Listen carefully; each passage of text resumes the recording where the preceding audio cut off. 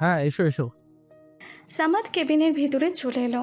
আফসার সাহেবকে জিজ্ঞেস করলো, লাঞ্চ কোথায় করবেন খালু? ব্রেকফাস্টও তো করেননি। আফসার সাহেব হেঁটে গিয়ে নিজের চেয়ারে বসলেন।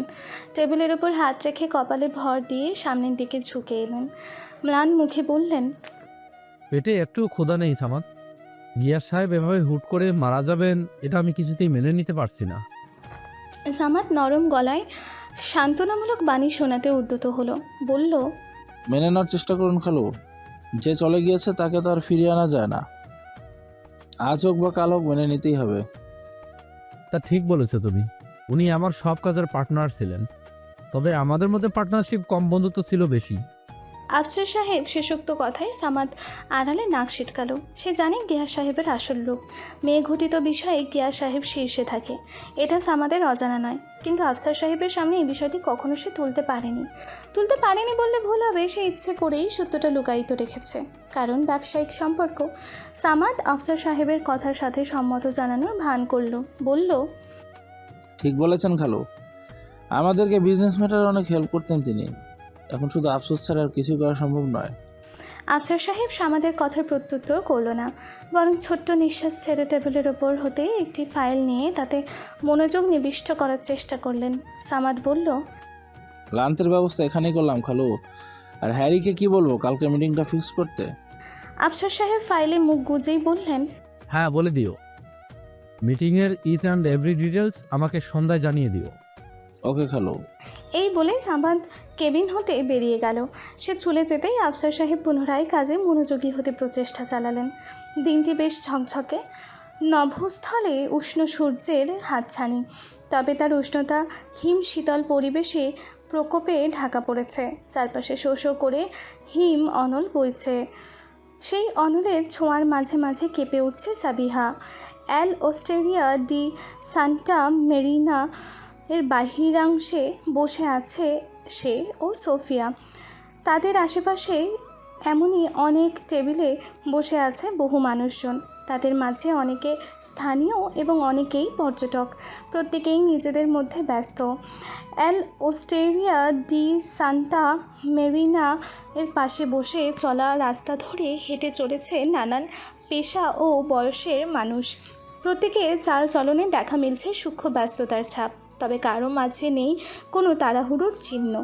সেখানে চেয়ারে বসে হট কফি খাচ্ছে সাবিহা ও সোফিয়া। কফির উষ্ণতা শরীরের মধ্যকার আস্তরণে মৃদু সদুষ্ণতা ছড়িয়ে দিচ্ছে, শরীরকে করে তুলছে চাঙ্গা।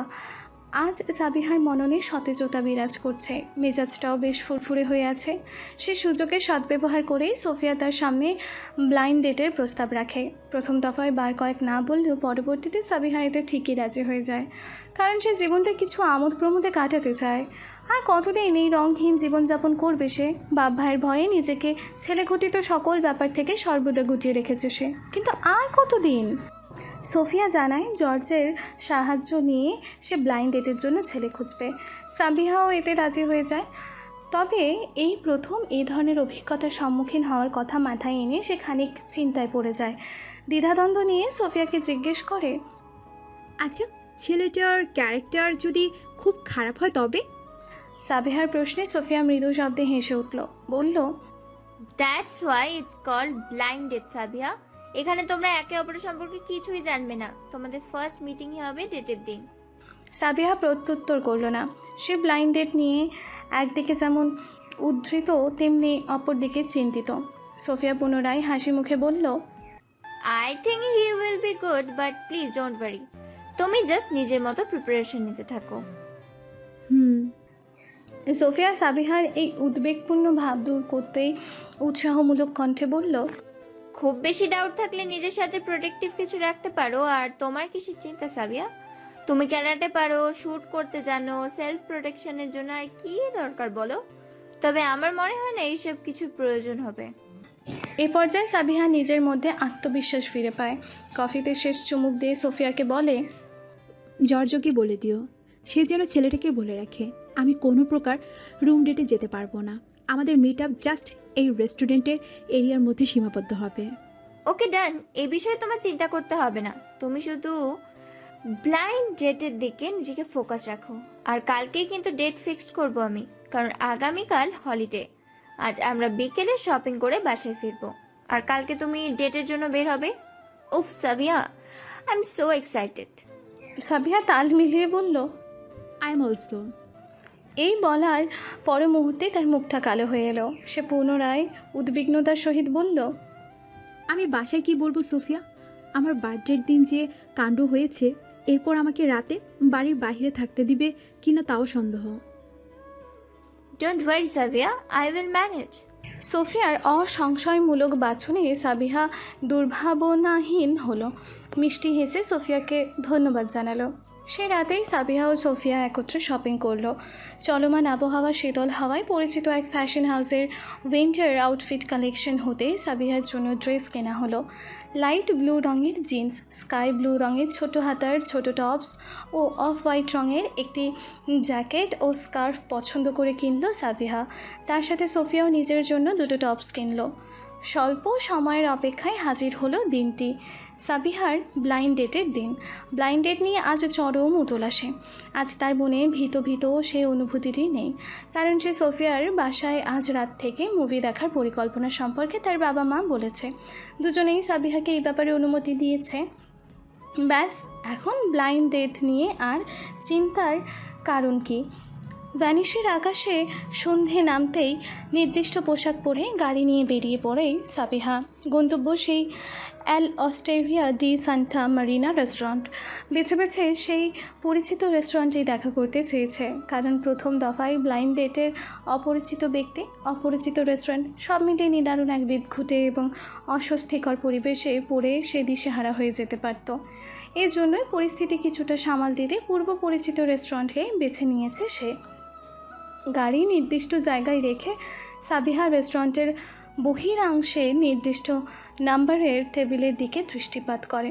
কালো জ্যাকেট পরিহিত একটি লোককে সেই নির্দিষ্ট চেয়ারে বসে থাকতে দেখে ক্ষণিকের জন্য তার হৃৎপিণ্ড ধক করে ওঠে। কণ্ঠনালী অল্প বিস্তর শুকিয়ে আসে, তবে শুকনো একটি ঢোক গিলতেই কণ্ঠনালী তুলনামূলক স্বাভাবিক হয়ে আসে। লোকটি সাবিহার দিকে পিঠ করে বসে আছে, ফলে দূর হতে সাবিহা তার চেহারার দর্শন করতে ব্যর্থ হলো। দুকদম অগ্রসর হওয়ার পরও সে লোকটির পশ্চাৎ অংশ দেখা ব্যতীত পার্শ্ব চেহারা দেখতে ব্যর্থ হলো, ফলে সে লোকটির সম্মুখ দর্শন করতেই টেবিলের দিকে অগ্রসর হলো। ধীর পদে টেবিলের সামনে দাঁড়িয়ে লোকটির সম্মুখে দাঁড়াতেই সাবিহা আশ্চর্যজনিত হয়ে গেল। লোকটি আর কেউ নয়, বরং রাগিব। ব্লাইন্ড ডেটের পার্টনার হিসেবে রাগিবকে দেখে সাবিহার নেত্রজোড়া বিস্ময়ে চোখের কুটুর থেকে বেরিয়ে আসার উপক্রম হলো। সে কণ্ঠে আকাশ সমান আশ্চর্য ভাব নিয়ে রাগিবকে বলল, আপনি এখানে? রাগিবও সাবিহার ন্যায় আশ্চর্য ভাব নিয়ে একই কথা বলল। তাদের মধ্যকার ক্ষীণ মুহূর্তের আশ্চর্যজনিত ভাব প্রকাশ দেখে আশেপাশের লোকজন খানিকটা বিব্রত বোধ করল, কিন্তু অপরের ব্যাপারে তারা নাক না খুলেই পর মুহূর্তেই নিজেদের কাজে ব্যস্ত হয়ে পড়ল। সাবিহা আশেপাশের চেয়ারের লোকেদের ওপর এক নজর বুলিয়ে নিল, অতঃপর রাগিবের সম্মুখে চেয়ার টেনে দ্রুত তাতে বসে পড়ল। রাগিবকে পার্টনার হিসেবে পেয়ে তার ভয়, ডর, দুশ্চিন্তা মুহূর্তেই উবে গেল। অতঃপর তার আশ্চর্যজনিত ভাবটি শিথিল হয়ে তার মাঝে প্রচণ্ড উদ্দীপিত ভাব লক্ষ্য করা গেল। সে দারুণ উত্তেজনায় রাগিবকে বলল, আপনাকে এখানে মোটো আশা করিনি আমি। রাগিবও একই কথা হাসি মুখে বলল, তবে তার মাঝে সাবিহার ন্যায় উদ্দীপিত প্রভাবটি লক্ষ্য করা গেল না। তবু কণ্ঠে সামান্যতম চমকিত ভাব প্রকাশ করে বলল, আপনাকেও এখানে আমি আশা করিনি Sabiha. What a coincidence, right? Right, coincidence হোক বা ইন্টেনশনালি হোক, আমাকে ডেটের পার্টনার হিসেবে পেয়ে আপনি একেবারেই চিন্তামুক্ত। এতক্ষণ আমি প্রচণ্ড ভয়ে ছিলাম, বারবার চিন্তা করছিলাম যদি আমার ব্লাইন্ড ডেটের পার্টনার ভালো না হয়, তার চরিত্র যদি খারাপ হয়, সে যদি আমাকে বাজেভাবে টিস করার ট্রাই করে, তখন আমি কি করব। But now I am tension free. সাবিহার সম্পূর্ণ কথা শেষ হওয়ার পর মুহূর্তেই রাগিব সশব্দে হেসে উঠল। কণ্ঠে ঈষৎ তবে যথেষ্ট অন্তরালে প্রহেলিকার ন্যায় ধোঁয়াশা রেখে বলল, আপনি কিভাবে নিশ্চিত হলেন যে আমার চরিত্র ভালো? আমি যদি খারাপ হই তবে? রাগিবের এহানো কথায় সাবিহা থতমত খেল, খানিক হক চকালো, দৃঢ়তাহীনভাবে আমতামতা করে বলল, না মানে আপনি আমাদের পেইং গেস্ট বলে? রাগিব সাবিহার আচরণে ঈষৎ বাঁকা হেসে বলল, আমি আপনাদের পেইং গেস্ট বলে আমার উপর এতটা বিশ্বাস করবেন? কারো উপর এতটা বিশ্বাস করা কি ঠিক? সাবিহা পরিস্থিতির জাঁতাকলে পড়ে বিমূঢ় হয়ে রইল। নিরুত্তর দৃষ্টিতে রাগিবের দিকে ক্ষণিকের জন্য চেয়ে রইল। অতঃপর মৃদু হাসার চেষ্টা করে অভ্রান্ত চিত্তে বলল, কাউকে না কাউকে তো বিশ্বাস করতেই হবে, না হলে এই পৃথিবীতে টিকে থাকা খুব কষ্ট হয়ে যাবে। যদিও যুগটা ভালো না, কিন্তু সবাইকে অবিশ্বাস করার চেয়ে গুটি কয়েকের উপর বিশ্বাস করা ঢের ভালো। সেই গুটি কয়েকের মাঝে না হয় আপনিও পড়লেন। আশা করি আপনাকে বিশ্বাস করে আমি ঠকবো না। সাবিহার প্রতিটি কথা দারুণ মুগ্ধতার সহিত শুনল রাগিব। অতঃপর প্রত্যুত্তর স্বরূপ বিস্মিত হেসে বলল, আমাকে বিশ্বাস করে আপনার লাভ না হলেও অ্যাটলিস্ট কোনো ক্ষতি হবে না, আই অ্যাসিওর ইউ। সাবিহা মৃদু হাসল। অতঃপর নীরব চাহনিতে ক্ষণিকের জন্য রাগিবের দিকে চেয়ে রইল। রাগিবের দৃষ্টি মেনু কার্ডের ওপর এবং সাবিহার দৃষ্টি তার উপর। সাবিহা রাগিবকে খুব গভীরভাবে পর্যবেক্ষণ করছে। এই নিয়ে দ্বিতীয়বার সে রাগিবকে এইভাবে দেখছে। প্রথম দিন ভার্সিটি যাওয়ার পূর্বে ফর্মাল লুকআপে এক নজর দেখেছিল, কিন্তু প্রথম দিন দেখার বিস্তৃত কাল ছিল কয়েক সেকেন্ড হতে 1 মিনিট। তবে আজকে সে যেন পুরো রাগিবকে খুঁটিয়ে খুঁটিয়ে দেখছে। ব্লাইন্ড ডেট উপলক্ষে আজ রাগিব সাদা কালো মিশ্রিত রঙের পোশাক পরেছে। তার পরনে সাদা রঙের টার্টল নেকের সোয়েটার ও তার উপরে কালো ব্লেজার এবং কালো প্যান্ট।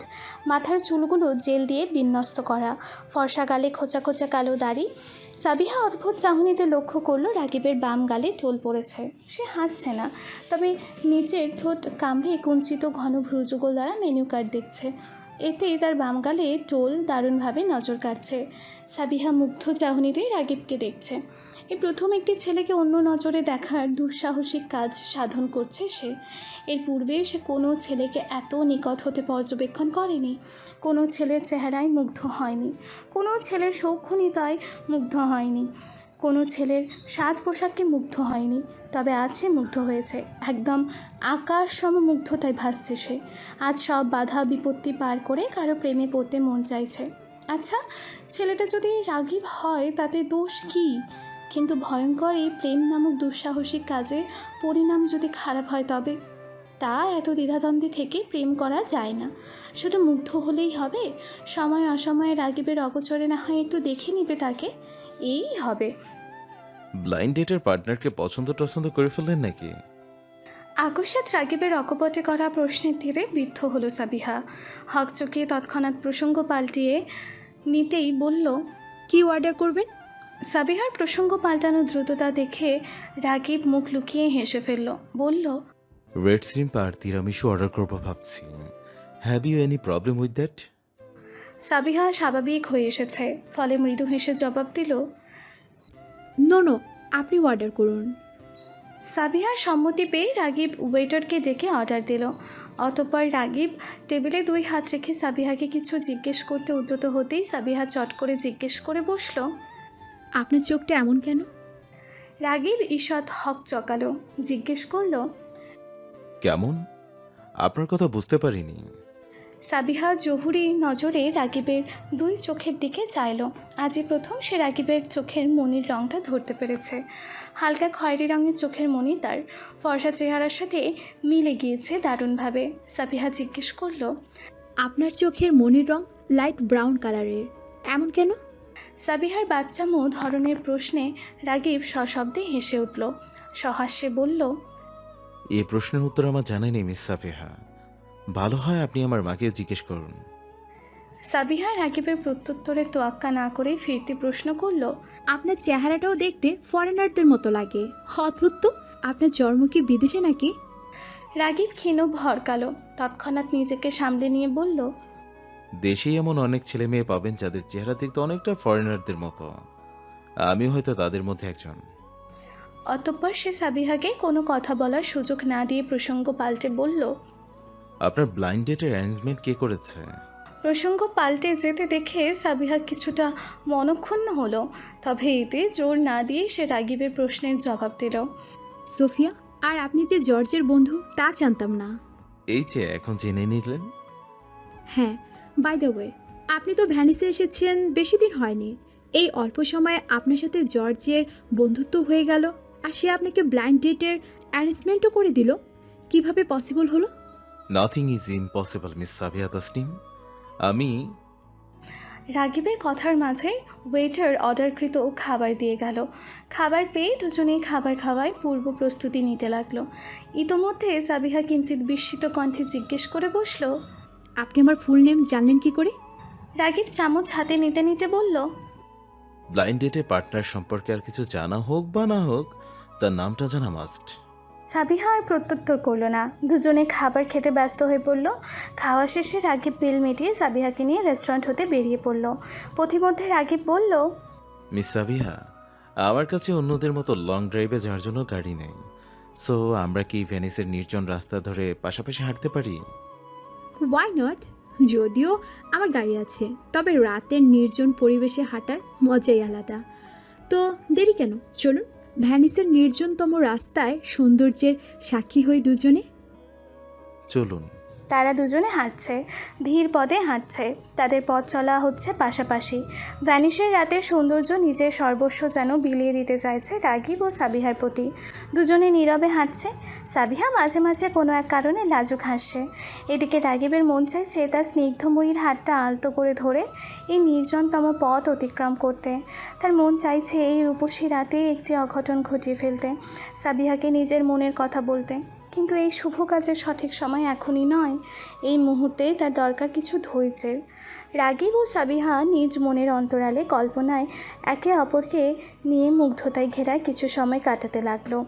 নিশ্চুপে তাদের মধ্যেকার সময়টা দিব্যি কেটে গেল।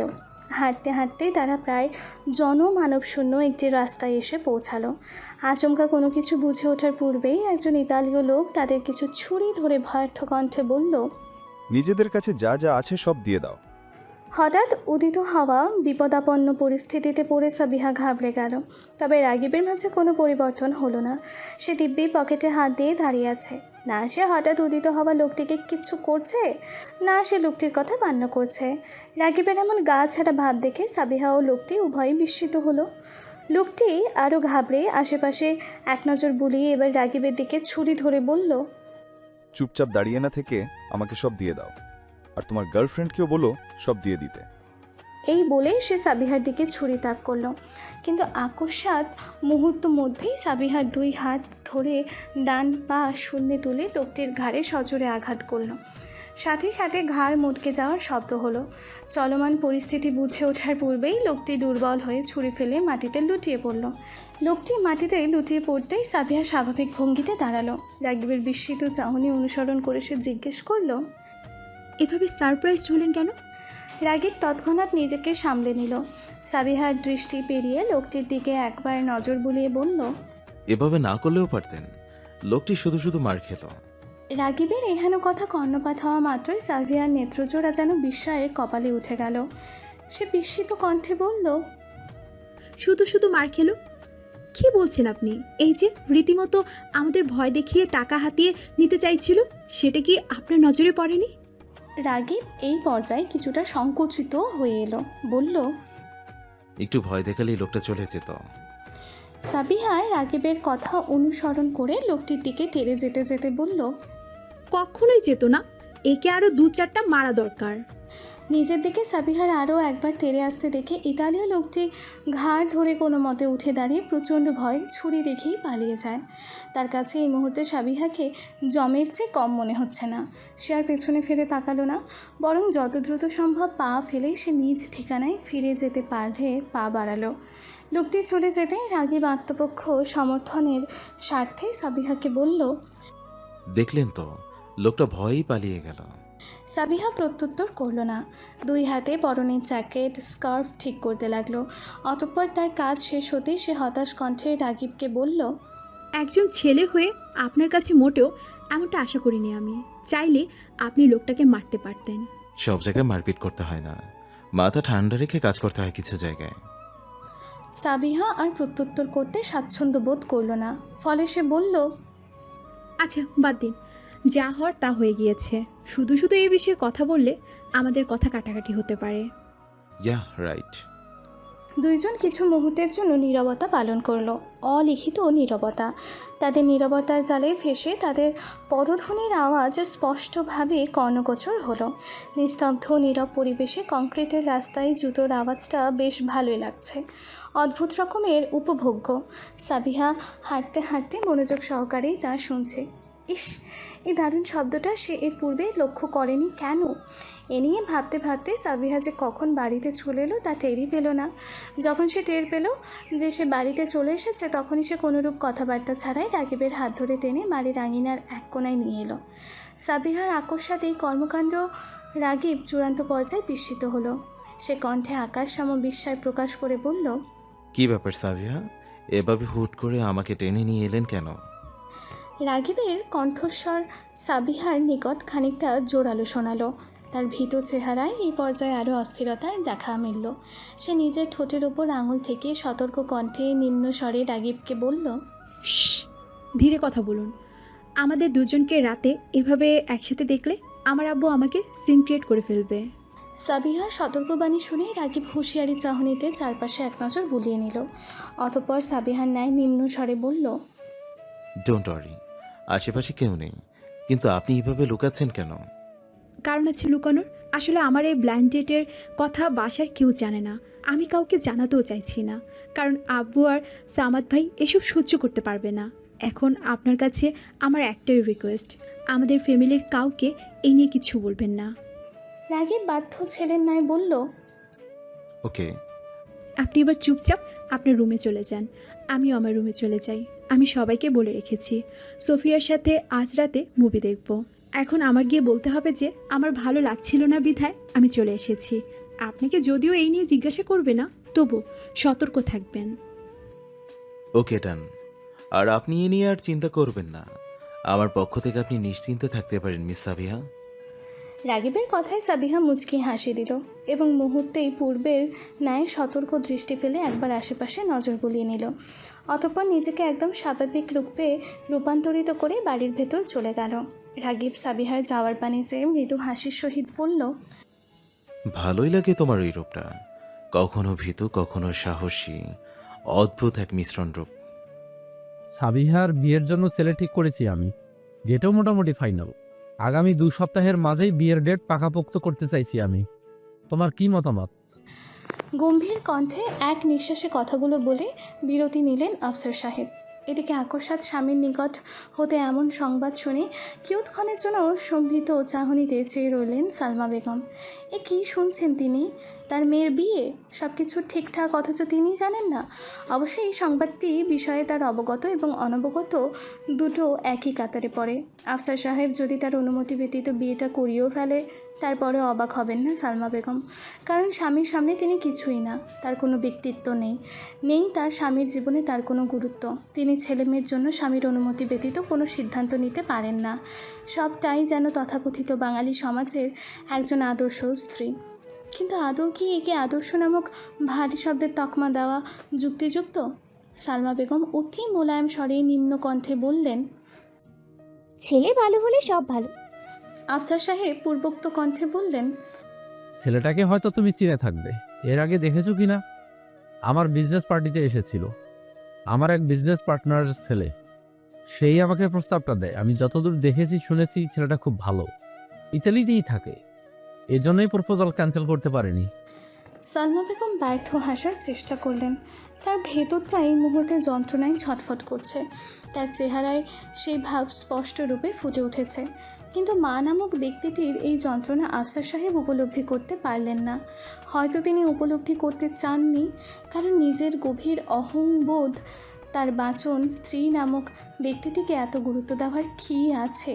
স্ত্রীর অবস্থান সব সময় স্বামীর নিচে, সুতরাং তাকে এত গুরুত্ব দিয়ে মাথায় ওঠানোর দরকার নেই। এসব ভেবেই আফসার সাহেব নিজের তথাকথিত মেইল ইগোকে আঘাত করতে চান না। সালমা বেগম আফসার সাহেবের পানে খানিকের জন্য দৃষ্টিপাত করে তীব্র যন্ত্রণার প্রতিটি বিন্দু গলধাকরণ করলেন। এখন তিনি কাঁদেন না, তার দু নেত্র ঝাঁপিয়ে জল উপচে পড়ে না, কারণ তার শরীরের সবটা দিয়ে গিয়েছে।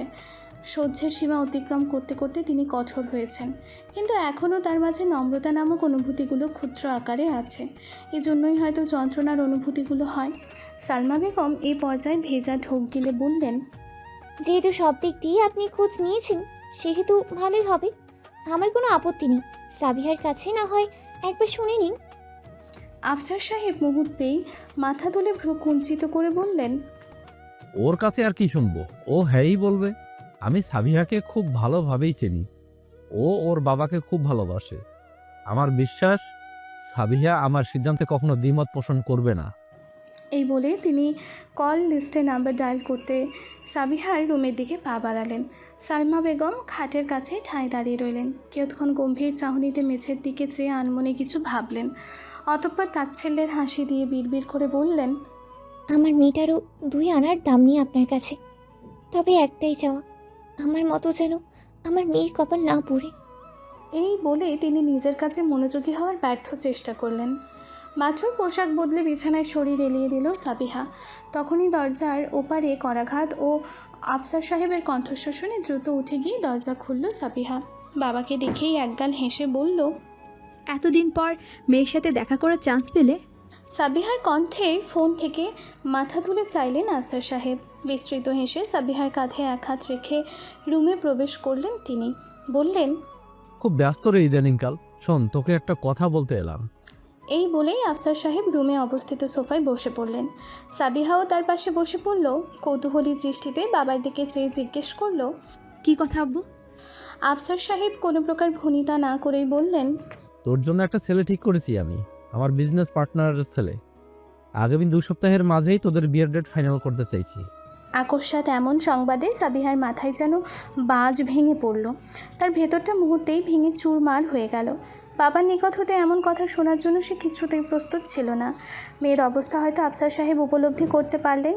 ফলশ্রুতিতে সাবিহার মাথায় স্নেহের পরশ বুলিয়ে বললেন, বুঝতে পারছি তোর অবস্থাটা, হঠাৎ বিয়ের কথা শুনেছিস তো, কিন্তু আমি জানি আমার মেয়ে স্ট্রং এবং খুব দ্রুতই সে নিজেকে সামলে নিতে পারবে। কি পারবি তো? সাবিহা যেন এখনও ভ্রমে আছে। সে কিছুতেই বিয়ের কথাটিকে স্বাভাবিকভাবে নিতে পারছে না। কীভাবেই বা নিবে সে? মাত্রই তো একজনের প্রতি প্রেম নামক অনুভূতির সূচনা লব্ধে পদার্পণ করেছে সে। সুখকর এই অনুভূতিটি পুরোপুরি হৃদয়াগম হওয়ার পূর্বেই অজানা এক মানুষের সাথে বিয়ে নামক বন্ধনে আবদ্ধ কোনো দুঃস্বপ্নের চেয়ে কম নয়, বরং এর চেয়ে বৃহৎ কিছু। সাবিহা বিমূঢ় চাহিতে আফসার সাহেবের দিকে চেয়ে রইল। আফসার সাহেব পূর্বের ন্যায় জিজ্ঞেস করলেন, কি পারবি তো? সাবিহা নিজেকে সামাল দিল। হঠাৎই মৃদু হাসার চেষ্টা করে বলল, হ্যাঁ পারবো আব্বু। মেয়ের জবাবে খুশি হলেন আফসার সাহেব। বললেন, ছেলে খুব ভালো, বুঝেছিস? তুই দেখলেই পছন্দ করে ফেলবি। আমি ওদের সাথে কথা মোটামুটি পাকাপোক্ত করে এসেছি। এখন শুধু তোর মতামত জানলেই আমি ফাইনাল করে দিব। কি বাবার সম্মান রাখবি তো? আমার বিশ্বাস তুই আমার পছন্দকে সাদরে গ্রহণ করবি, করবি না? অনিচ্ছা সত্ত্বেও সাবিহা জোরপূর্বক মাথা ঝাঁকালো, কিন্তু কোনোরূপ জবাব দিল না। আফসার সাহেব আর কথা বাড়ালেন না, বরং উঠে দাঁড়ালেন। বেরিয়ে যাওয়ার পূর্বে পুনরায় বললেন, তুই তো আমাকে অনেক ভালোবাসিস, তাই না? আমার বিশ্বাসের মর্যাদা রাখবি না? আমার সম্মান রাখবি না তাদের সামনে? আফসার সাহেব কথার জালে মেয়েকে ফাঁসালেন খুবই সূক্ষ্মভাবে, যা সাবিহা ঘুণাক্ষরেও টের পেল না। সাবিহা নিরুত্তর রইল। আফসার সাহেব আর তার জবাবের অপেক্ষায় রইলেন না, বরং চলে গেলেন। কারণ তিনি জানেন সাবিহা কখনোই এই বিয়েতে দ্বিমত পোষণ করবে না। আজকের রজনীর তাপমাত্রা তুলনামূলক বেশি। হাড় কাঁপানো শীতে ভ্যানিস শহর আচ্ছাদিত। তারই লেজ ধরে চারপাশে মৃদুমন্দ গতিতে বইছে হাওয়া। গায়ে কাঁটা দেওয়া এই শীতল হাওয়ার ব্যথা উপেক্ষা করেও সাবিহা ব্যাকইয়ার্ডে দাঁড়িয়ে আছে। এই মুহূর্তে তার শরীরের বহির্ভাগে কোনো ব্যথা হচ্ছে না, কিন্তু তার অন্তঃস্থল তীব্র ও তীক্ষ্ণ ব্যথায় জর্জরিত। সে নির্বাক চিত্তে দাঁড়িয়ে দাঁড়িয়ে নিঃসঙ্গ নভস্থলে উদিত চন্দ্রিমার পানে দৃষ্টি স্থাপন করে আছে। এমনই নির্জনতা ভেদ করে আকস্মাৎ রাগীবের কণ্ঠস্বর শুনে ধরাধামে অবতীর্ণ হলো সাবিহা। এত শীতে বাইরে কি করছেন সাবিহা? মুহূর্তেই সাবিহা পেছনে ঘুরে কোনো প্রকার ভনিতা ছাড়াই বলল, আব্বু আমার বিয়ে ঠিক করেছে। আকস্মাৎ সাবিহার নিকট হতে মুখ নিঃসৃত বিয়ে নামক শব্দটি শুনে সম্ভিত হলো রাগীব। কিন্তু তার এই সম্ভিত ভাবটি বেশিক্ষণ স্থায়ী হলো না, বরং হঠাৎ প্রজ্বলিত ক্রোধে তার হালকা খয়েরি রঙের আঁখি দুটো যেন ধপ করে জ্বলে উঠল। ধীরে ধীরে রাগীবের অন্তঃস্থলে ক্রোধের অনল পুঞ্জীভূত হলো। কিন্তু সাবিহার সম্মুখে নিজের অন্তরালের প্রবল ক্রোধ সে বহিঃপ্রকাশ হতে দিতে চায় না। ফলে ক্রোধের অনল মেটাতে 2 হাতের মুঠো শক্ত করে ধরল সে। কিন্তু তার সম্মুখ পানে সাবিহা দাঁড়িয়ে থাকায় চেহারার অঙ্গভঙ্গি স্বাভাবিক রাখার সর্বোচ্চ চেষ্টা চালালো সে। এদিকে সাবিহা দীর্ঘশ্বাস ফেলে রাগিবকে জিজ্ঞেস করলো, আব্বুর খুশির জন্য আমার কি বিয়েতে রাজি হয়ে যাওয়া উচিত? রাগিব চুপটি করে দাঁড়িয়ে রইল, মৃদু হাসার ব্যর্থ প্রচেষ্টা চালিয়ে বলল, চলুন আমার রুমে বসে এ ব্যাপারে ডিটেলসে কথা বলি। রাগিবের নিকট জবাবের অপেক্ষা থাকা সাবিহা ছোট্ট নিঃশ্বাস ছেড়ে বলল, আচ্ছা চলুন। রাগিব সাবিহার সম্মুখ প্রান্ত হতে সরে গিয়ে পাশে দাঁড়িয়ে বলল। After you. সাবিহা আর কথা বাড়ালো না, ধীর পদে হেঁটে হেঁটে রাগিবের রুমে প্রবেশ করলো। পিছে রাগিব শক্ত হাতের মুঠোয় আরও জোর দিয়ে নিজের ক্রোধ প্রশমিত করার চেষ্টা করলো, সাথে ঠোঁট দিয়ে বড় বড় নিঃশ্বাস ছেড়ে এই চেষ্টাকে আরও সফল করার চেষ্টা করলো। বিড়বিড় করে স্বগতোক্তি করলো, এটা আপনি ঠিক করেননি, মোটেও ভালো কাজ করেননি আপনি। এই বলে সে রুমে প্রবেশ করেই ঢকঢক করে এক গ্লাস পানি পান করলো। ওদিকে সাবিহা রুমে অবস্থিত সোফাটিতে বসে উদাস চাহনিতে রুমের প্রতিটি জিনিস দেখতে লাগলো। রুমের জানালার ধারে অবস্থিত সোনালি রঙের উইন্ড কাইমটা মৃদু শব্দে টুংটাং ধ্বনি তুলছে। মিষ্টি এই ধ্বনি বাতাসে যেন কোনো বিরহের ইঙ্গিত দিতে যাচ্ছে। হয়তো এরই মাধ্যমে চলমান হাওয়া সাবিহার মনোবস্থার ইঙ্গিত দিচ্ছে। রাগিব গ্লাস রেখে অস্থিরতার সহিত ছোট্ট একটি টুল টেনে সাবিহার সম্মুখ পানে বসলো। কাল বিলম্ব না করে সাবিহাকে জিজ্ঞেস করলো, বিয়েতে আপনার কি মত? সাবিহা রাগিবের পানি চাইলো, স্মিত হেসে বলল, আমি আমার আব্বু আর আম্মুকে সবচেয়ে বেশি ভালোবাসি। এই দুইজন আমার কাছে যা চাইবে আমি স্বেচ্ছায় তাই দিয়ে দিব। আব্বু খুশি মনে আমার বিয়ে ঠিক করেছে, আবার এই বিয়ের সাথে আব্বুর মান সম্মানও জড়িত। সো একজন মেয়ে হিসেবে আমি কখনোই চাইবো না আব্বুর মান সম্মান হার্ড হোক, রাইট?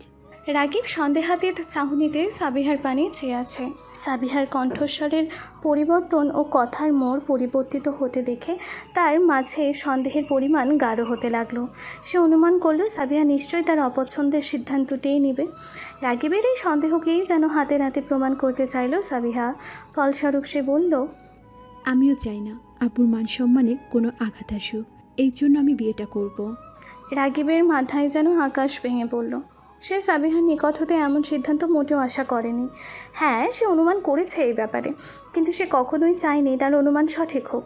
এটা তো কখনো হওয়ার কথা ছিল না। আকস্মাৎ সাবিহার বিয়ের খবরটা যেন বিনা মেঘে বজ্রপাতের ন্যায় আঘাত হানল। রাগিব যথাসম্ভব নিজেকে শান্ত রাখার চেষ্টা চালালো। কিঞ্চিত বিস্মিত কণ্ঠে সাবিহাকে জিজ্ঞেস করলো, আপনি কি শিওরলি ডিসিশনটা নিলেন? ইয়া। এত বড় ডিসিশন নিলেন কখন? প্রথমে আপনাকে দেখে মনে হয়নি আপনি বিয়েতে একমত, কিন্তু এখন এভাবে হুটার ডিসিশন শুনিয়ে দিলেন। সাবিহা ম্লান হাসলো, বলল, মাঝে মধ্যে কিছু কিছু ডিসিশন এভাবে হুটহাটি নিতে হয় এবং শুনিয়ে দিতে হয়। এখন তাহলে আসি। এই বলেই সে উঠে দাঁড়ালো। রাগিবকে দ্বিতীয় কিছু বলার সুযোগ না দিয়ে সে দরজার দিকে পা বাড়ালো। 2 পদ এগিয়েই তার কদম থমকে গেল। তার যে যেতে মন চাইছে না, মন চাইছে আজীবন এখানেই রয়ে যাক সে। কিন্তু বাস্তবতার বেড়া জালে যেমন সে স্বপ্ন পূরণ হয় না, তেমনই রাগিবকে চিরতরে নিজের করে পাওয়ার যে নব অভিপ্রায় তার মনে জেগে উঠেছিল সেটাও পূরণ হওয়ার নয়। সাবিহাই একমাত্র জানে তার মনের মাঝে কেমন উথাল পাথাল ঝড় আরম্ভ হয়েছে। অস্থির অনুভব করছে সে। এই অশান্ত ঝড়কে সে থামাবে কী করে, কিভাবে নিজেকে সান্ত্বনা দিবে? সাবিহা কিয়ৎক্ষণ সে স্থানেই দাঁড়িয়ে রইল। ক্ষণিক বাদে ঘাড় ঘুরিয়ে রাগিবের পানে চাইল। অতঃপর নিজেকে সান্ত্বনা দিতেই রাগিবকে শুনিয়ে শুনিয়ে বলল, আমি বিয়ে করব, সে যতই পিছুটান থাকুক না কেন। সাবিহার এহেন কথায় রাগিব হক চকালো। প্রশ্নাতুর চাহনিতে চেয়ে জিজ্ঞেস করল, কোন পিছুটানের কথা বলেছেন সাবিহা? সব প্রশ্নের উত্তর দিতে নেই।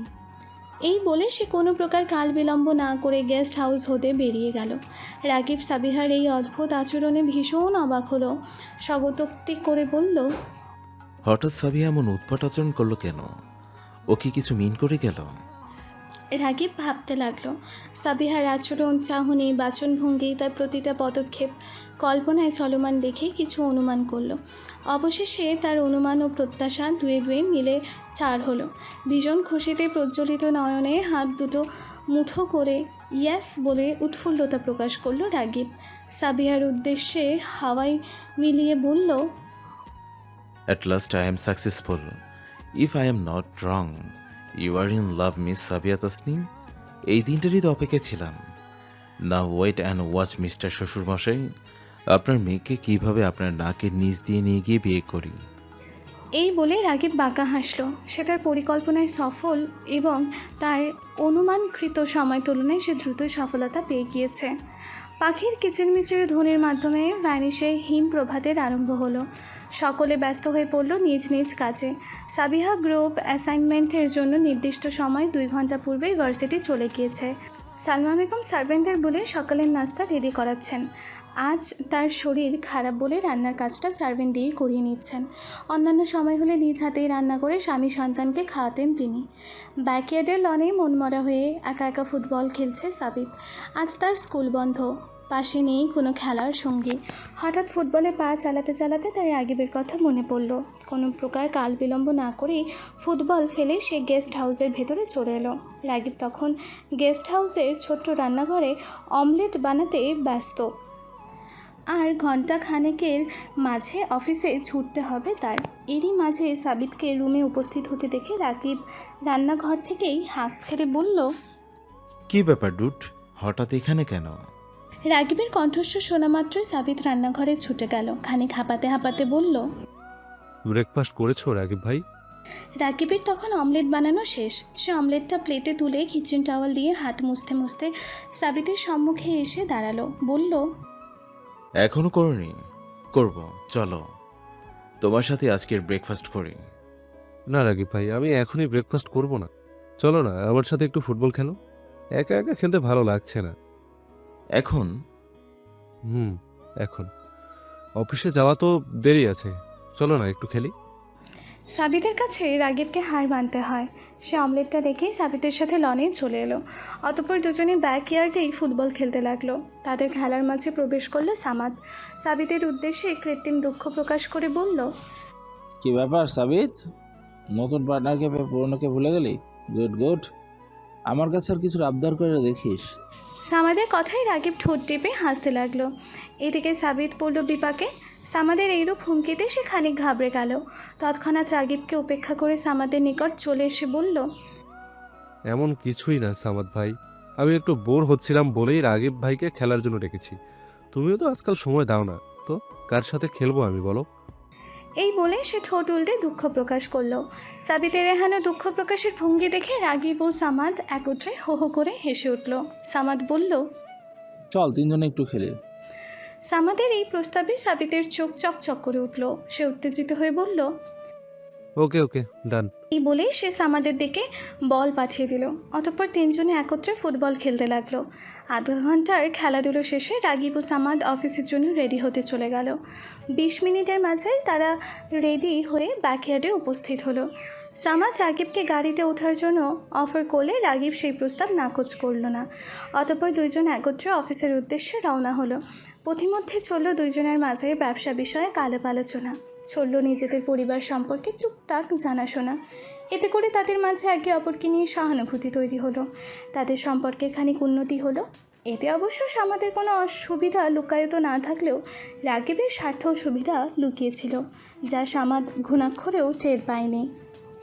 কৃষ্ণকায় অম্বরে গাঢ় ধূসর রঙের মেঘপুঞ্জের মেলা বসেছে। কনকনে শীতল আবহাওয়াতেও গোটা ভ্যানিশ নগরী আধারে নিমজ্জিত নগরীতে পরিণত হয়েছে। যে কোনো মুহূর্তে ঝমঝম করে বৃষ্টি নেমে গোটা শহর সিক্ত করে দিয়ে যাবে। সেই সাথে দিয়ে যাবে কয়েকদিনের হাড় কাঁপানো শীতের আগমনী বার্তা। বাংলাদেশের ন্যায় ভ্যানিশেও শীতকালে বর্ষার আগমন হয়, তবে তার স্থায়িত্ব ক্ষণিকের, কিন্তু ফল সুদূর প্রসারী। আমেরিকান একটি কোম্পানির সাথে বিজনেস মিটিং বলে আজ আফসার সাহেব ও সামাদ নির্দিষ্ট সময়ের পূর্বেই অফিসে পৌঁছে গিয়েছে। সালমা বেগম একা একা রুমে বসে মেয়ের বিয়ের জন্য প্রয়োজনীয় সরঞ্জামের তালিকা তৈরি করছেন। গতকাল রাতেই সাবিহার সাথে তার কথা হয়েছে, তবে এই কথোপকথনের স্থায়িত্ব খুব বেশিক্ষণের ছিল না। সাবিহার সিদ্ধান্ত শোনা মাত্র সালমা বেগম কিছু প্রশ্ন করতে চেয়েছিলেন, কিন্তু আফসার সাহেবের ডাক পড়ায় মেয়ের সাথে বসে সম্পূর্ণ খোলামেলা আলাপ করতে পারেননি তিনি। তবে যেহেতু আফসার সাহেব একবার এই বিয়ের ব্যাপারে সিদ্ধান্ত নিয়ে রেখেছেন, সেহেতু সাবিহা হ্যাঁ বলুক বা না বলুক, আফসার সাহেব নিজ পছন্দ অনুযায়ী এই বিয়ে দিয়েই ছাড়বেন। এক্ষেত্রে সাবিহার একমত থাকায় আফসার সাহেবের সুবিধাই হয়েছে। জোর জবরদস্তি করতে হবে না মা মেয়ের সাথে। সাবিহা কিছু বলার উদ্দেশ্য নিয়ে তার বাবা মায়ের রুমের সামনে এসে দাঁড়ালো। রুমের বাইরে হতেই সালমা বেগমকে কিছু লিখতে দেখে সে রুমের ভেতর অগ্রসর হলো না, উল্টো পায়ে ব্যাগ কাঁধে নিচে নেমে এলো। অপূর্ণ ইচ্ছাগুলির ভারে তার মনটা ভীষণভাবে আঘাতপ্রাপ্ত। গতকাল হতেই নয়া অনুভূতির জাগানিয়া তার মনটা উদাসীনতায় ছেয়ে আছে। তার মন কুষ্ঠির সুখী নেই, বরং এটি দুঃখের ছায়ায় ছেয়ে গিয়েছে। আর এই দুঃখ কেন যেন অস্থায়ী নয়, স্থায়ী। এমনটা অবশ্য সাবিহা ভাবছে, কারণ তার মনের অরণ্যে যে রাগীব নামক সুপুরুষটি স্থায়ীভাবে বসবাস আরম্ভ করে দিয়েছে। সে ভাবছে কি করে তার মন হতে রাগীবের আবাসস্থল মিটিয়ে দেওয়া যায়, কি করে তার নতুন জীবনে আগ্রহী হওয়া যায়। গতকাল সম্পূর্ণ রাত ভেবেও কোনো কাজ হলো না। তবে কি আজীবন রাগীব তার হৃদয়ে স্থায়ী সিলমোহরের ন্যায় ছেপে থাকবে? সাবিহা অন্যমনস্ক হয়ে দরজা খুলল। অমনি ঝমঝমিয়ে বৃষ্টি নামতে আরম্ভ হলো। মন খারাপের মেঘমালা চিরে আকস্মাৎ বর্ষিত হওয়া ক্রন্দন স্বরূপ বাদলের বিন্দু বিন্দু ফোঁটা দিয়ে মুহূর্তেই চারিধার অস্পষ্ট হয়ে এলো। সাবিহা কিয়ৎক্ষণ বর্ষণ মুখর বাতাবরণের দিকে চেয়ে রইল, অতঃপর ক্ষীণ তাচ্ছিল্যের সুরে বলল, আমি কাঁদতে পারছি না বলে তুমি কাঁদছো। সাবিহার কথার প্রত্যুত্তর স্বরূপে যেন আন্তরিক্ষ হতে আলোর ঝলকানি দিয়ে বিদ্যুৎ চমকে উঠল। গগন কাঁপানো শব্দে বাতাবরণ কেঁপে উঠল না সাবিহা। এই সামান্য বিদ্যুৎ চমকানোতে ভীত হয় না সে। অন্যান্য সাধারণ মেয়েরা যেখানে ভয়ে চমকে ওঠে, চিৎকার করে ওঠে, সেখানে সাবিহা স্বাভাবিক থাকে। এটা আজই প্রথম নয়, ছোটবেলা হতেই সে এমন। তার চরিত্র কখনো প্রস্তরের ন্যায় দৃঢ় মজবুত, তো কখনো কর্দমের ন্যায় মোলায়েম ভঙ্গুর। প্রিয়দের সামনে সে কর্দম, তবে অপ্রিয়দের সামনে সে প্রস্তর। আকস্মাৎ রাকিবের কণ্ঠস্বর শুনে চমকে উঠল সাবিহা। চমকিত দৃষ্টিতে সম্মুখপানে চাইল। কালো গাড়ির ড্রাইভিং সিটের জানালা দিয়ে রাকিবকে দেখা যাচ্ছে। মোলায়েম হাসিতে লেপ্টে থাকা তার গাঢ় বাদামি বর্ণবিশিষ্ট ঠোঁটজোড়া স্থির। দৃষ্টি জোড়ায় খানিক কৌতূহল, খানিক ব্যস্ততা। ঘোর বর্ষণের অস্পষ্ট ছোঁয়ায় ছেয়ে ওঠা পরিবেশে রাগিব সাবিহার সামনে গাড়ি নিয়ে দাঁড়িয়ে আছে। সাবিহাকে ছাতা হাতে দেখে রাগিব গলার স্বর উচ্চ পর্যায়ে নিয়ে বলল, চলুন আপনাকে ভার্সিটি ড্রপ করে দিয়ে আসি, সাবি তো যাচ্ছে। রাগিবের কথা শেষ হওয়া মাত্রই সাবিত ব্যাগ কাঁধে নিয়ে এক প্রকার দৌড়ে এসে গাড়ির ব্যাক সিটে বসে পড়ল।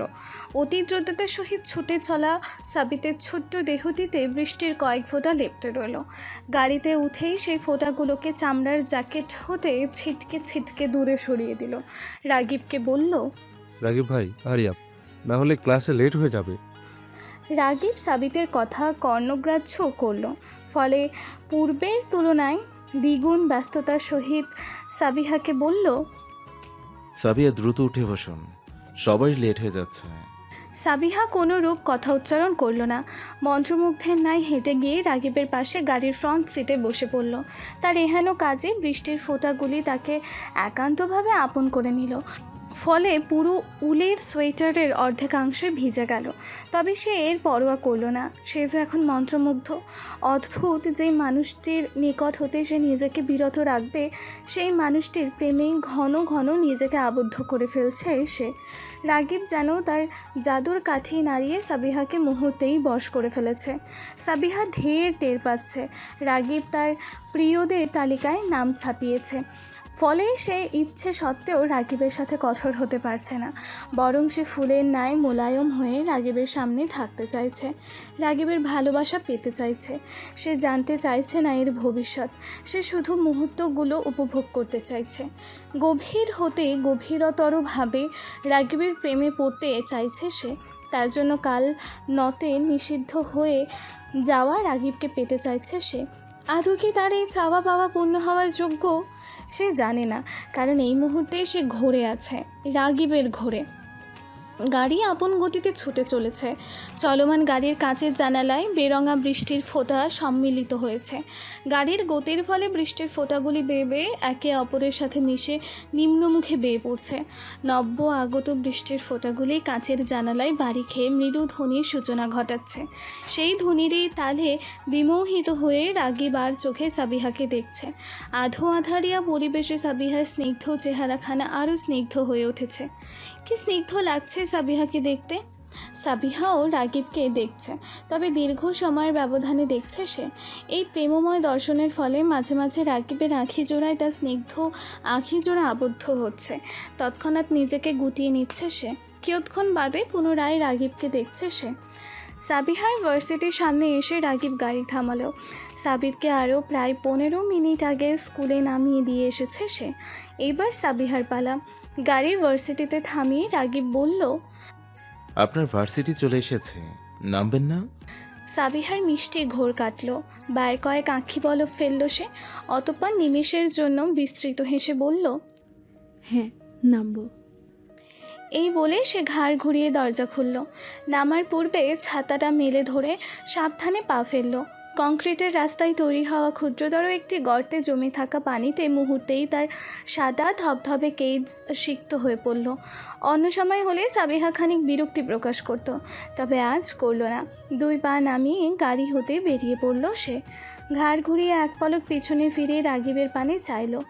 অতঃপর মুচকি হেসে নিজ গন্তব্যে যাত্রা আরম্ভ করল। রাগীব অগোচরে সাবিহাকে ফিরতি হিসেবে মৃদু হাসি উপহার দিল। কিয়ৎক্ষণ গেটের সামনে দাঁড়িয়ে থেকে গাড়ি ঘোরাতে লাগলো সে।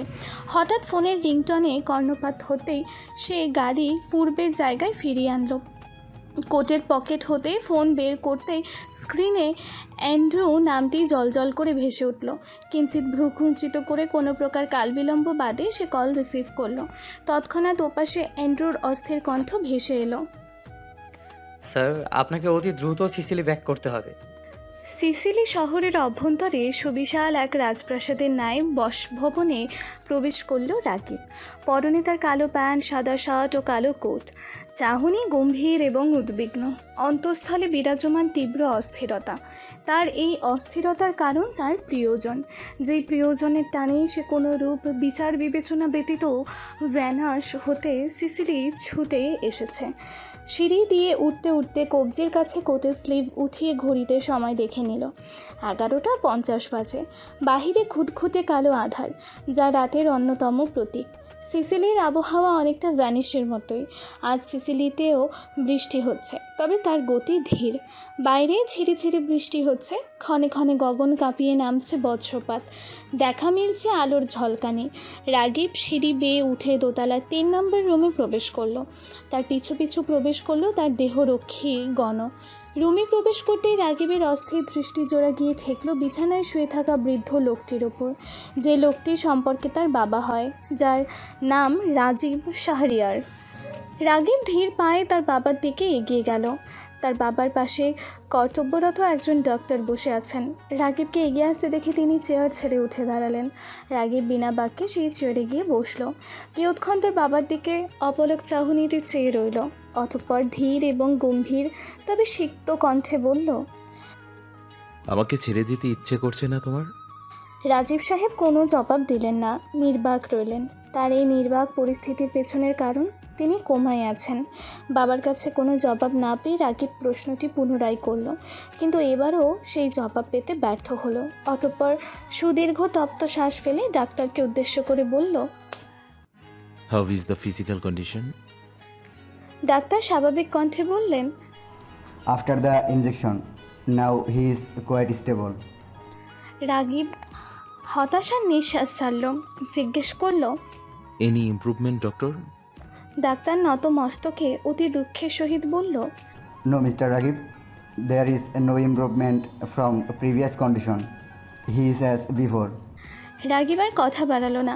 কিয়ৎক্ষণ রাজীব সাহেবের দিকে নিষ্পলক চেয়ে রইল। অতঃপর তার মাথায় আলতো হাত বুলিয়ে বলল, দ্রুত সুস্থ হয়ে যাও বাবা, আই ব্যাডলি নিড ইউ। রাগীবের আঁখি জোড়া সিক্ত হয়ে এলো। চোখের কোণায় জমলো এক বিন্দু জল, কিন্তু তা গড়িয়ে পড়ার পূর্বেই হাতের উল্টো পিঠ দিয়ে চক্ষু কোটরে আবদ্ধ অশ্রু মুছে ফেলল সে। অতঃপর চেয়ার ছেড়ে উঠে দাঁড়ালো সে। কর্তব্যরত ডাক্তারের নিকটে গিয়ে আবেগঘন কণ্ঠে বলল, I don't know how to thank you, doctor, but রাগিবের কথা শেষ হওয়ার পূর্বেই মধ্যবয়স্ক ডাক্তারটি অমায়িক হেসে বলল, It's okay, dear. Just pray for your father. Nothing else. Ragib মৃদু হেসে ঘাড় ঘুরিয়ে এক পলক রাজীব সাহেবের দিকে চাইল। অতঃপর রুম থেকে বেরিয়ে চলে এলো। তার পিছু পিছু বেরিয়ে এলো তার দেহরক্ষীগণ। তন্মধ্যে একজনকে উদ্দেশ্য করে ইতালীয় ভাষায় রাগিব বলল, অনিককে আমার সিসিলি আসার কথা জানিয়ে দাও, আর বলো আমি আগামীকাল ওর সাথে দেখা করব। আপাতত আমি রুমে যাচ্ছি রেস্ট করতে, কেউ যেন আমাকে ডিস্টার্ব না করে, আর আধ ঘন্টা পর আমার রুমে যেন রাতের খাবার পাঠিয়ে দেওয়া হয়। এই বলেই রাগিব স্বাভাবিক পায়ে হেঁটে নিজের রুমে চলে এলো। রাজীব সাহেবের এক রুম পরেই রাগিবের রুম। রাগিব রুমে এসে পরনের পোশাক খুলে শাওয়ারে প্রবেশ করলো। দীর্ঘ সময়ের শাওয়ার শেষে ওয়াশরুম থেকে বেরিয়ে এলো সে। তোয়ালে দিয়ে ভেজা চুলগুলো মুছতে মুছতে ফোনটা হাতে নিল। স্ক্রিন অন করতেই সাবিহার নামটা জলজল করে উঠল। সাবিহা তাকে মেসেজ দিয়েছে। আপনি এভাবে না বলে হুটহাট কোথায় চলে গেলেন রাগিব? বাসায় এসে জানলাম আপনি আমার ফ্রেন্ডের বাসায় গিয়েছেন। বাট কজ কি? সাবিহার মেসেজ দেখে রাগিব মুচকি হাসলো। অতঃপর এক হাতে টাইপিং করে মেসেজ দিল, আপনার কাছে এসে একেবারে বলবো সব, ততদিন না হয় হাতে কলমে দিন গুনুন। মেসেজে পাঠিয়ে রাগিব ফোনটা রেখে দিল। আদ্র তোয়ালেটা ব্যালকনিতে মেলে দিয়ে এসেই আলমারি হতে সাদা একটি টি শার্ট ও কালো ট্রাউজার পরে নিল। অতঃপর ফোন নিয়ে নিজের অসম্পূর্ণ কাজগুলো করার উদ্যোগ নিল। আভিজাত্যে ভরপুর রুমের সোফায় বসে অ্যান্ড্রুর সাথে কথা বলছে রাগিব। অ্যান্ড্রুকে বলল, আজ সন্ধ্যায় মিস্টার হ্যারির সাথে আমার মিটিং ফিক্সড করে অ্যান্ড্রু। অ্যান্ড্রু বাধ্যগত অনুগামীর ন্যায় বলল, ওকে স্যার, আর আপনাকে আরও একটি কথা বলার ছিল। হ্যাঁ বলো, কি বলতে চাইছো তুমি? স্যার, মিস্টার মার্কো রিসেন্টলি বেশ ঝামেলা তৈরি করছে। তাকে শতবার বোঝানোর পরও সে বুঝতে চাইছে না। রাগিব তৎক্ষণাৎ শক্ত কণ্ঠে বলল, মিস্টার মার্কো শুরু থেকে ঝামেলা তৈরি করে এসেছে, ওনাকে কোনোভাবেই শুধরানো যাচ্ছে না। এবার অন্য পথ চলতে হবে, তবেই যদি সলভ হয়। আজ রাতে ডিনারটা মিস্টার মার্কোর সাথে ফিক্স করো। আমি রাগিবের কথা সম্পূর্ণ শেষ হওয়ার পূর্বেই দরজায় বাড়ি না দিয়ে রুমে প্রবেশ করলো অনিক। বহুদিন পর রাগিবকে দেখে তার আঁখি জোড়ায় উৎফুল্লতার দেখা মিলল। ঠোঁট চিরে বেরিয়ে এলো স্বস্তির নিঃশ্বাস। সে এগিয়ে এসে রাগিবকে জড়িয়ে ধরে বলল, কতদিন পর তোর সাথে দেখা দোস্ত, কেমন আছিস? রাগিবও অনিককে জড়িয়ে ধরে বলল, এই তো একদম ফিট অ্যান্ড ফাইন। তুই? অনিক রাগিবকে ছেড়ে বলল, যেভাবে রেখে গিয়েছিলি সেইভাবেই আছি। রাগিব অনিকের কথার প্রত্যুত্তর করল না, বরং অ্যান্ড্রুকে বলল, আমাদের জন্য ডাইনিংয়ের ব্রেকফাস্টের ব্যবস্থা করো অ্যান্ড্রু। Okay sir. এই বলে রুম হতে বেরিয়ে গেল সে। এ পর্যায়ে অনেক চট করে জিজ্ঞেস করে বসল, তোদের প্রেম কাহিনী কত দূর? রাগিব সহাস্যে জবাব দিল, গাড়িটা আগের চেয়ে একটু এগিয়েছিল, বাট শ্বশুর মশাইয়ের কারণে মাঝপথে আটকে গিয়েছে। অনেক ভ্রু কুঞ্চিত করে সন্দেহাতীত কণ্ঠে বলল, কেন? কি করলো ওই বুড়ো বেটা? তার বিজনেস পার্টনারের ছেলের সাথে সাবিহার বিয়ে ঠিক করে বসে আছে সে। রাগিবের এহেন কথায় অনেকের কুঞ্চিত ভ্রু যুগল সিধা হয়ে এলো। সন্দেহের জায়গায় দেখা মিলল আকাশ সম বিস্ময়ে। বলল, সর্বনাশ, বলিস কি? বিয়ে একদম ফিক্স, আর ভাবি রাজি? তুই কিছু করবি না? অনেকের প্রশ্নের ভারত্ব শুনে রাগিব হাসল, বলল, তো তুই কি মনে করিস আমি চুপচাপ বসে থাকবো? অনেক এবার বিস্মৃত হাসল, বলল, অবভিয়াসলি নট। তুই এমন সিচুয়েশনে বসে থাকবি? It's totally unbelievable. ইয়েস, আমি অলরেডি কাজ শুরু করে দিয়েছি। খোঁজখবর নিয়ে চলছে, সব ইনফরমেশন কালেক্ট করে তবে মাঠে নামবো। গুড। বাই দ্য ওয়ে, ভাবি কি তোকে পছন্দ করতে শুরু করেছে? নিজের ফিলিংস কি কনফেস করেছে? কনফিউজ করিনি, তবে ওর আচার আচরণে স্পষ্ট বুঝতে পারছি ওর মনে আমাকে নিয়ে ফিলিংস আছে। ও ম্যান, তাহলে তো রাস্তা ক্লিয়ার। এবার তোদের বিয়ে করতে ঠেকায় কে? স্বয়ং তোর বুড়ো শ্বশুর এসেও ঠেকাতে পারবে না। এই বলে দুইজন হেসে উঠল। কথা শেষে রাগিব উঠে গিয়ে আলমারি খুলল। সেখান হতে খালি একটা পিস্তল নিয়ে তার ম্যাগাজিন খুলল। তাতে পরপর 6টি গুলি ভরে পুনরায় সেটি পিস্তলে ঢুকিয়ে দিল সে। অতঃপর হাতের তালুয় পিস্তল দেখে অনেককে বলল, আজ রাতে ওই মার্কো বাচ্চার সাথে দেখা করব। বেয়াদবটা অতিরিক্ত বাদরামি করছে, ওকে লাইনে আনা ফরজ হয়ে গিয়েছে। ফোনে প্রেয়সীর হাসি মাখা মুখশ্রীর ছবি দেখতে ব্যস্ত অনেক। আকস্মাৎ রাগিবের কণ্ঠস্বর শুনে সে তৎক্ষণাৎ ফোন পকেটে পুরে বলল, ওকে, ডান। আজকে তাহলে তোর সাথে থাকছি। ওকে, তাহলে মিস্টার হ্যারির সাথে ফিক্সড মিটিংয়ে তুই আসিস, আর মার্কোর সাথে তো থাকবি। শেয়ার বলতে মার্কোসের সাথে দেখা করা ফরজ হয়ে গিয়েছে, বুঝেছিস রাগিব? অনেক দিন আমার হাত দুটো চালানো হয় না, তাহলে আমাকে ঠকাবি না তুই। অনেকের কথার ভঙ্গিতে রাগিব সশব্দে হেসে বলল, যা করতে মন চাই করিস, আমি আটকাবো না তোকে, কারণ আমার কাজে বাধা দেওয়া তৈরি মানুষগুলোকে আমার একটু পছন্দ না। চারপাশে আলোর উপস্থিতি নগণ্য। আবছা রং বেরঙের আলোয় ছেয়ে আছে জায়গাটি, যেন পরিবেশটিতে কোনো সম্মোহনী রেখা টানা হয়েছে। ভেতরে বিরাজ করছে পিনপতন নীরবতা, অথচ দরজার উপাসে তুমুল শব্দে বাজছে গান। মিস্টার মার্কে ও তার দলবল এবং রাগিব অনেক সহ তাদের দলবল একটি বৃহৎ রুমে অবস্থান করছে। স্থানটি মিস্টার মার্কোর অধীনে থাকা একটি নাইট ক্লাবের অভ্যন্তরীণ রুম। রাগিব, অনিক ও মিস্টার মার্কো মুখোমুখি বসে আছে। নীরবতার চাদরে ঢেকে কিছু সময় অতিবাহিত হলো। দুই দলের কেউই কোনোরূপ কথা বলল না, যেন তাদের মাঝে কোনো অরব ঠান্ডা যুদ্ধ চলছে। কিয়ৎক্ষণ এইভাবেই অতিবাহিত হওয়ার পর মিস্টার মার্কো বাঁকা হেসে ইতালীয় ভাষায় বলে উঠলেন, অনেকদিন পর তোমায় দেখলাম, মিস্টার রাগিব শাহরিয়ার। রাগিব গম্ভীর মুখশ্রী ধারণ করলো, থুতনিও গালে হাতের আঙুলগুলো ঠেকিয়ে বলল, same to you mister Marco. দুই দলের প্রধানের মাঝে কথোপকথন আরম্ভ হলো। মিস্টার মার্কো পুনরায় বললেন, কি কারণে আমার সাথে দেখা করতে চেয়েছো রাগিব? কারণটা তোমার ভালো করেই জানা আছে মার্কো, শুধু শুধু পরিস্থিতি সম্পর্কে অজানা হওয়ার ভান ধরো না। মিস্টার মার্কো কৃত্রিম অভিজ্ঞতার ভান ধরে বললেন, ভান ধরিনি রাগিব, তুমি ডিটেলস না বললে আমি কি করে বুঝবো তুমি কি ব্যাপারে কথা বলতে চাইছো? রাগিবের মেজাজ খানিক চটে গেল, তবে প্রলম্বিত একটি নিঃশ্বাস ছেড়ে নিজেকে যথাসম্ভব শান্ত রাখল সে। অনেক তার পরিস্থিতি পর্যবেক্ষণ করে মার্কোকে কিছু বলতে উদ্যত হলো, কিন্তু রাগিব তৎক্ষণাৎ তাকে থামিয়ে দিয়ে নিজেই বলল, আমাদের ডিলের কথা নিশ্চয়ই মনে আছে। মার্কো এ পর্যায়ে একটু নড়ে চড়ে বসলো, বলল, অবশ্যই মনে আছে। তাহলে ডিল অনুযায়ী নিজের সীমার মধ্যে থাকছো না কেন? যতটুকু সীমার মধ্যে থাকা উচিত ততটুকুই আছি। মিস্টার মার্কোর এইরূপ কথায় রাগিব ধুম করে সামনের টেবিলে হাত রাখলো, বলল, মিথ্যা বলো না মার্কো, তুমি অনেক আগেই নিজের সীমা অতিক্রম করেছ।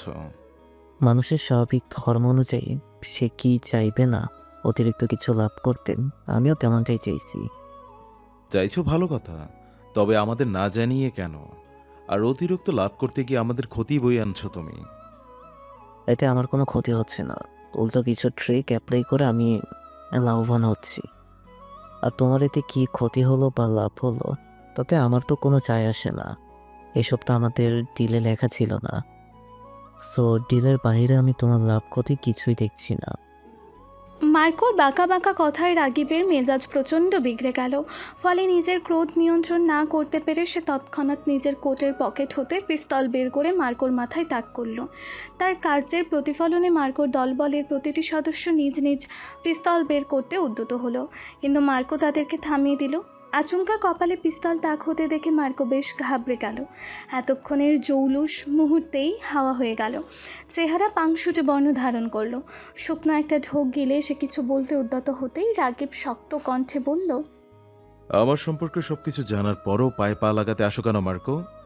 এত তেজ আসে কোত্থেকে? তুমি কি জানো না এই পিস্তলের একটা গুলিতে তোমার মাথার ঘিলুর এপার ওপার হয়ে যাবে? মার্কো এ পর্যায়ে ভয়ার্থ কণ্ঠে বলল, আচ্ছা, আমরা শান্তভাবে কথা বলি, এভাবে পিস্তল তাক করে কথা বলা যায় না। রাগিব মার্কোর কথা কানে তুলতে চাইল না, কিন্তু পাশ হতে অনেকের কথায় সে পিস্তল হটিয়ে চেয়ারে বসে পড়ল। তৎক্ষণাৎ মিস্টার মার্কোর উদ্দেশ্যে শক্ত কণ্ঠে বলল, আই হোপ তুমি এবার নিজেকে শুধরে নেবে। যতটুকু কাজ করার কথা ততটুকু করবে, না হলে তোমার লাশের এত বিভৎস অবস্থা তৈরি করব যে সিসলি শহরের প্রতিটা মানুষ তোমার লাশ দেখে ভয়ে ছুটে যাবে। Mind it Marco. এই বলে রাগিব চেয়ার ছেড়ে উঠে দাঁড়ালো। মার্কো দ্বিতীয় কোনো কথা বলার সুযোগ পেল না। মাথায় পিস্তল দেখে ভয়ে তার নাক মুখ বেয়ে ঘাম ছুটে পড়ছে। সে রাগিবের আচার আচরণ প্রকৃতি সম্পর্কে অবগত, তবু রাগিবের বিপক্ষে গিয়ে সে কিছু কাজ করেছে। কারণ লোভ, প্রচণ্ড লোভী প্রকৃতির মার্কো অতিরিক্ত লাভ ও টাকার আশায় নিজেকে আটকে রাখতে পারেনি। ফলে রাগিবকে না জানিয়েই সে নিজেদের মাঝে হওয়া ডিলের বাইরে গিয়েও কাজ করেছে, অতিরিক্ত টাকা লাভ করেছে। মার্কো জানতো রাগিবের কান অবধি এই খবর ঠিকই পৌঁছাবে এবং রাগিব প্রচণ্ড ক্রোধিতও হবে। এজন্য মার্কো ভেবে রেখেছিল রাগিবকে এই ব্যাপারে বোঝাবে, কিন্তু তার বুঝদানের পূর্বেই রাগিব নিজের কাজ সেরে ফেলেছে। এবার আর সে এই ডিলের বাইরে গিয়ে কোনো প্রকার কাজ করার সাহস দেখাবে না। রাগিব উঠে আসলে অনেকও তাদের দলবলও উঠে চলে আসে। সেই রুম থেকে বেরিয়ে অনেক দেখলো রাগিব ক্লাবের চেয়ারে বসে ড্রিঙ্কস করছে। রাগিবকে ড্রিঙ্ক করতে দেখে অনেক তার অনুগামীদের বলল ক্লাবের বাইরে অপেক্ষা করতে। তারা অনেকের কথার যথাযথ মান্য করলো। নিশ্চুপ হয়ে ক্লাবের বাইরে বেরিয়ে গেল। অনেক গিয়ে রাগিবের পাশে বসলো, ওয়েটারকে বলল তার জন্য ড্রিঙ্কস তৈরি করতে। রাগিব তখন ধীরে ধীরে গ্লাসের পানিও খাচ্ছে। খাওয়ার এক পর্যায়ে অনেককে সে বলল, সব দিকের অবস্থা ঠিকঠাক তো, তাই না?